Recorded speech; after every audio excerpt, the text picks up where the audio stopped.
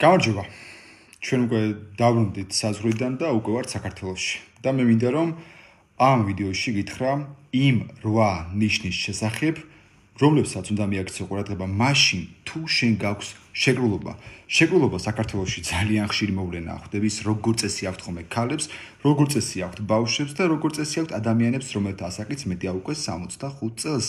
და ის აღინიშნება პრაქტიკულად, სხვადასხვა ეტაპზე მოსახლეობის მესამედ. ძალიან გავრცელებული, ყველაზე გავრცელებული, ასე ვიტყოდი, ყველაზე გავრცელებული კუჭ-ნაწლავის პრობლემაა, ქრონიკული ხასიათისა.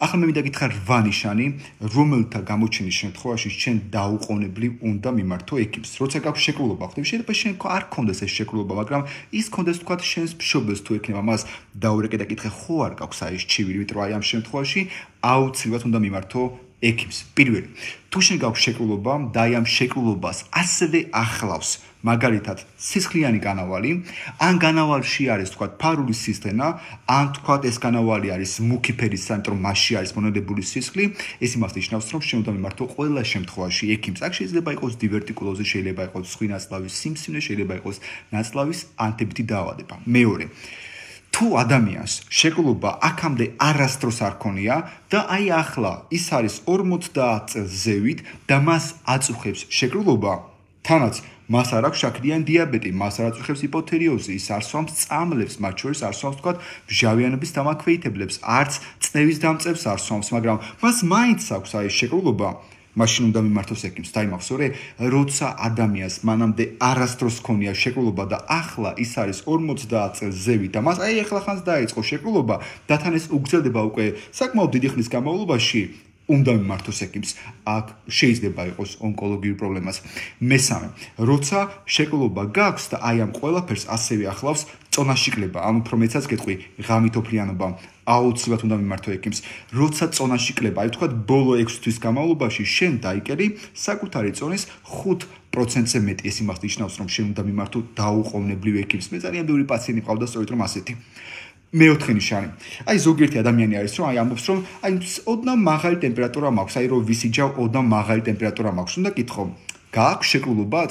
თუ არის ოდნავ მაღალი ტემპერატურა ხომ და ასევე არის შეკრულობაც, აქ უნდა მიმართო ექიმს. მეხუთე ნიშანი. აი თქვა, ეს მინდა დაიმახსოვრო ძალიან კარგად რა. როცა ადამიანი არის ასაკოვანი, მან თუ მას აქვს შეკრულობა, აუცილებლად უნდა ჩააბაროს სისხლის საერთო ანალიზი და უნდა ინახოს, ხო არ აქვს აი ამ ადამიანს რკინა-დეფიციტური ანემიის ნიშნები, ხვდები? აი თქვა, ხომ არ აქვს დაქვეითებული რაოდენობა ჰემოგლობინის და ან დაქვეითებული რაოდენობა წითელი უჯრედების, ანუ ერითროციტების. დაიმახსოვრე, როცა არის შეკრულობა და აი ამ შეკრულობას ახლავს ანემია, ანუ ჰემოგლობინი არის დაბალი და ან ერითროციტები არის დაბალი, დაუყოვნებლივ გაიქეც კლინიკაში და მიმართე ექიმს, დაუყოვნებლივ. მეექვსე ნიშანი.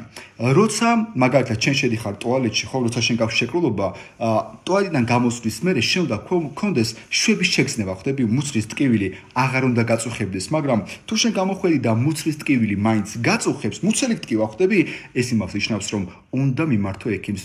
განსაკუთრებით მაშინ, თუ ეს მუცლის ტკივილი შენ ღამის საათებშიც გაგვიწევს. ასევე უნდა მიმართოს ექიმს იმ ადამიანმაც, რომელსაც აქვს შეკრულობა, სვამს საფახარათო საშუალებებს, ანუ ლაქსატივებს, მაგრამ შედეგი არ აქვს. აი, აქაც უნდა მიმართო ექიმს, ხვდები, იმიტომ რომ აქ შეიძლება იყოს ძალიან სერიოზული პრობლემა, რომელსაც შენ ვერასდროს გამოვიცემ და ტყუილად დროს დაკარგავ, ასე შენით ფიქრით, ხვდები?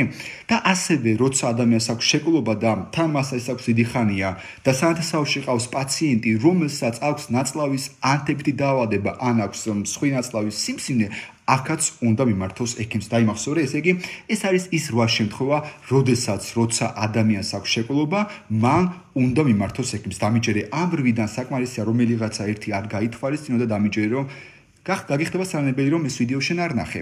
მე გიჩვენ რომ ყურადღები თავიდან კიდევ ერთხელ მოусმინო ამ ყოველივეს, როცა ადამიანს აქვს შეკრულობა, ასეთმა ადამიანებმა ყოველთვის უნდა იყვნენ ძალიან ყურადღებით აი ამ 8 ნიშნის მიმართ.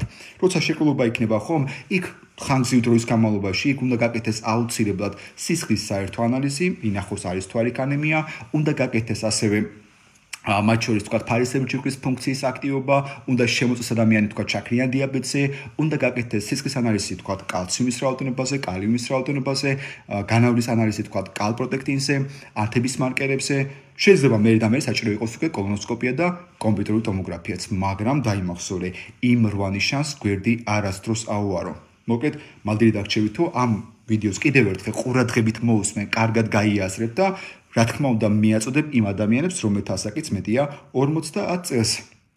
სულ ეს იყო რა, მადერი დაგრჩევით, თუ მართლა ამ ყველაფერს კარგად ისწავლებ, შენ ის გჭირდება. რა თქმა უნდა, ცოდნა ძალაა და ამ შემთხვევაში ეს ცოდნა შენ გავითარებს.